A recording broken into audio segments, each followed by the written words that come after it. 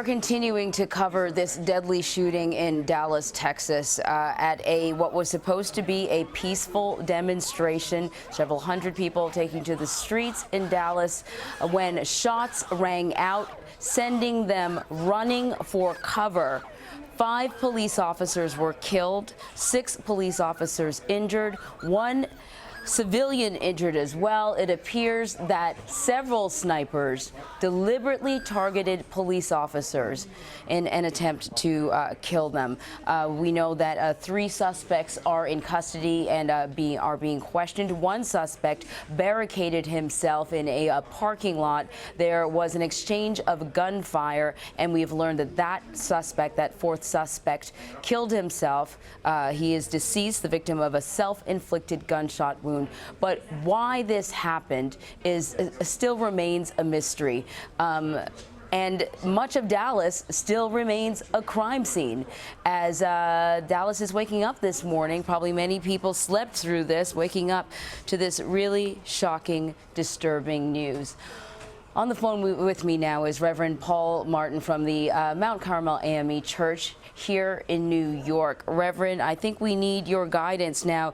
You were there after Eric Garner was killed, and the community was in an uproar. People were taking to the streets, much in the way that they did in Dallas, and emotions were running high. They are running very high now. After first seeing the video of Alton Sterling being killed in Baton Rouge, then we have Philando Castile being killed in Baton Rouge, in St. Paul, Minnesota. People were already nervous. Their nerves were already frayed, and now this. What did you make of this when you first heard it? Well, first let me say my prayers go out to the families and all the victims in Dallas. This is a situation where it does not help us open the dialogue that is necessary here in America, where we can address the racism and racial divide. Police officers are not our enemy. Police officers are here to protect and to serve.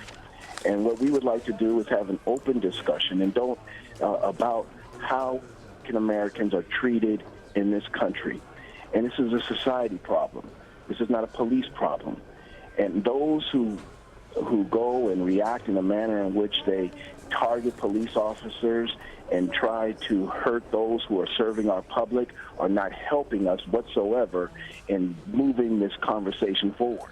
You know, you said this is a society problem and not a police problem. There have been conversations about police training or police recruiting. Do you think that it's a matter of improper training or improper recruiting, or is there something more? No, I think that also could be addressed. Listen, like I said, it is a society problem. And how do we address racism in society? I think a lot of it has to do with education. A lot of it has to do with having an open dialogue, having an awareness of both sides of the table. I think in recruiting, we have to better vet officers who want to become police officers. I think we have to deal with the issue of having police officers that live in our community. I think that has to be another issue that would help bridge the divide and remove some of the tension that is currently taking place and remove some of the distrust on both sides of the aisle. I feel like I have not seen the images that I'm seeing now, perhaps since sort of the closest comparison for me would be some of the images that I saw through the civil rights movement. Some of the video, some of the way people are taking to the streets. So the division between police officers and the people they serve and protect. And we were just talking to Cornell William Brooks, the CEO of the NAACP, and he described this as a post-millennial civil rights movement. Do you agree with that? Well, I hope it's the beginning of a post-civil rights movement, but it's not going to be effective until people, whites, those individuals who have been denying for a long time that racism still exists in America, comes to the table, and we all move to try to resolve this problem as soon as possible.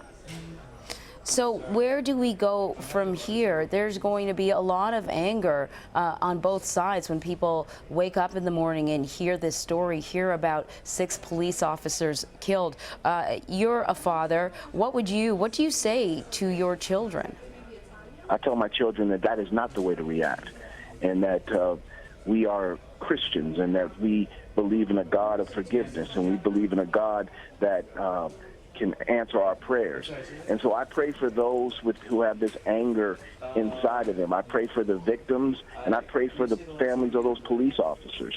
But I also say that it's time not to react in a manner where we lash out, but we react in a manner in which we come together and try to come into some positive dialogue to move this forward, so our children won't have to live in an environment where racism is still an active role in our lives. Reverend, we're in the middle of an election cycle. What would you like to see from our political leaders?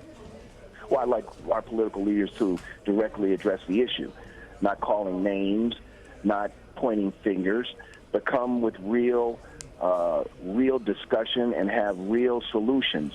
I'd like to see them come to the table and address these issues. I'd like to see Mr. Trump reach out to the African American community and address it in a real way.